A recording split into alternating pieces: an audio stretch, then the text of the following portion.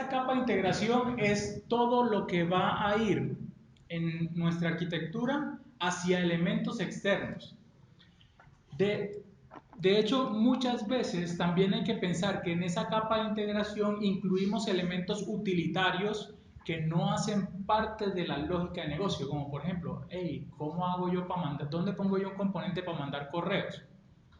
Eso lo tienen que conseguir como un servicio externo. Entonces debería estar o debería ser parte de la capa de integración. ¿Cómo hago yo para hacer una lógica de encriptar algo? De encriptar una variable de alguna parte. Pues, ¿la meto dentro de la capa de negocio o qué hago yo? ¿Qué consideran ustedes allí en el tema de encripción y de desencripción? ¿Eso hace parte del negocio o es un elemento externo que debemos considerar como un servicio de la capa de integración? Externo. Entonces, uno de esos utilitarios también debe considerarlos dentro de la capa de integración como un servicio. En la capa de integración vamos a tener o repositorios o servicios. Ya los servicios, bueno, ya sabemos que los repositorios son elementos persistentes. Y los servicios ya los tenemos que catalogar en si son servicios de negocio, si son servicios utilitarios o si son servicios de datos, que también podemos tener por allá de pronto un servicio que solamente vaya a una basecita de datos de inserte, pero es un servicio externo, no es persistencia del lado de nosotros. En la capa de integración, pues hay muchos patrones realmente dentro de Java Enterprise Edition que implementan o que son implementados ya en lo que ellos entregan como parte de Java Enterprise Edition. Por ejemplo, si nosotros utilizamos JPA, es Java Persistence Java Persistence API, estamos ya aplicando patrones como el patrón DAO, como el Data Subject, porque él le ofrece a uno algunos elementos, interfaces o cosas que le permiten a uno ya tener una implementación del patrón DAO sin tener que implementar nada, y eso es lo que vamos a hacer hoy. Vamos a utilizar elementos de JPA para poder ahorrarnos código. Y también implementamos, por ejemplo, patrones como el Domain Store. El Domain Store es un patrón que te abstrae lo que es un store o una fuente de datos con todas las operaciones hacia esas fuentes de datos y con el manejo de transacciones. En Java, para la parte de integración, tenemos unas tecnologías básicas. La primera tecnología que apareció fue JDBC. JDBC es la tecnología con la cual te conectas tú a base de datos. De hecho, JDBC significa Java Database Connectivity. Y allí es una API de bajo nivel para poder conectarse a base de datos. ¿Por qué digo de bajo nivel? Porque lo único que te permite a ti JDBC es mandarle comandos SQL a la base de datos. Y ahorita vamos a hablar un poquito más del tema de JDBC. Y en la parte de servicios como tal, tenemos el que ya les hablaba, Service Activator, para servicios asincrónicos. De hecho, Java Enterprise Edition concibe que todos los servicios externos deberían ser asincrónicos, por eso se llama Service Activator, para poder tener ese pensamiento de que esos servicios externos siempre nos van a generar contención dentro de nuestros servicios. Entonces uno no debería tener peticiones request response hacia afuera porque podrías generar bloqueos y caídas de tu sistema. Entonces, las funciones que tú llamas hacia afuera deberían ser asincrónicas o pseudosincrónicas. Nunca quedarte esperando una respuesta.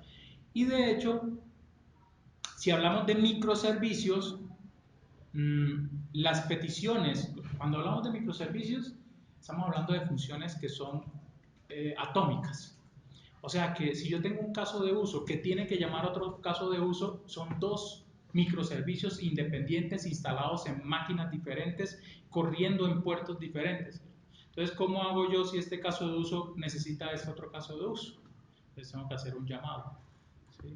Pero si este caso de uso se demora mucho y este lo llama, puede ser que este también se demore todo lo que se demore el otro caso de uso Y si hay una caída o un bloqueo de este, pues este se va a caer o se va a bloquear. Entonces uno debe pensar también en patrones que se llaman circuit breaker, o sea, los rompedores de circuitos o los cortocircuitos, donde el patrón, cuando tú haces un llamado request, response, o sea, un llamado sincrónico hacia otro servicio, un servicio externo o un microservicio, hay unos tiempos de espera que si en esos tiempos de espera no hay respuesta del microservicio, tu microservicio no se puede bloquear, no se puede caer, simplemente hace, hace lo necesario para poder romper ese bloqueo y seguir trabajando.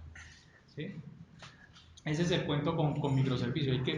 Microservicio hay que prestarle mucha atención a cómo es la conectividad entre los servicios y también en arquitecturas basadas en servicios, porque la aplicación le estás inyectando unos elementos adicionales que no tienes en una aplicación monolítica, como por ejemplo los temas de seguridad entre servicios, la disponibilidad que da esa dependencia de servicios, el performance que da esa dependencia de servicios, la escalabilidad que da esa dependencia de servicios. Entonces no es solamente hacer servicios, sino ver que cuando tú implementas un servicio tienes que prestarle atención a todos esos elementos. Y el Web Service Broker es básicamente un patrón que implementa lo que son los integradores, donde tú tienes un componente intermediario que es un broker que expone son web services y tú te conectas a esos elementos. Son los cuatro patroncitos de integración que hay allí. Hay otros derivados de esto que apoyan a eso, como por ejemplo el DTO.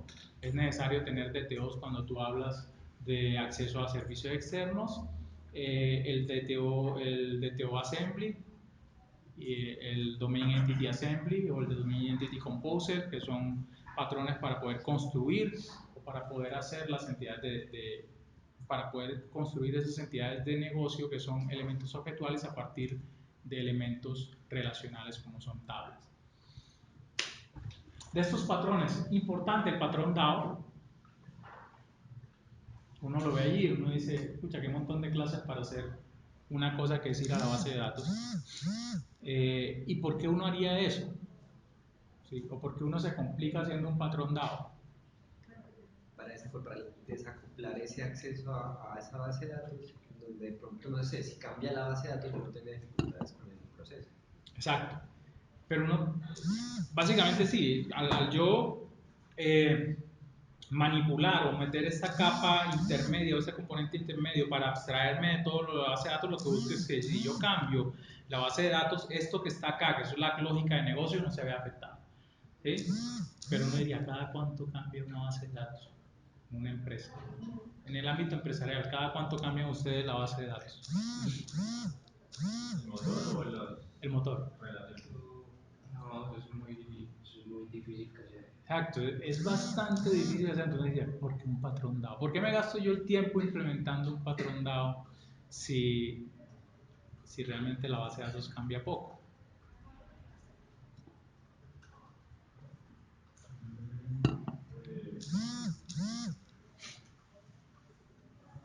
¿Quién implementa patrones DAO? ¿Ustedes en sus aplicaciones implementan patrones DAO? ¿Cómo van ustedes a la base de datos en las aplicaciones?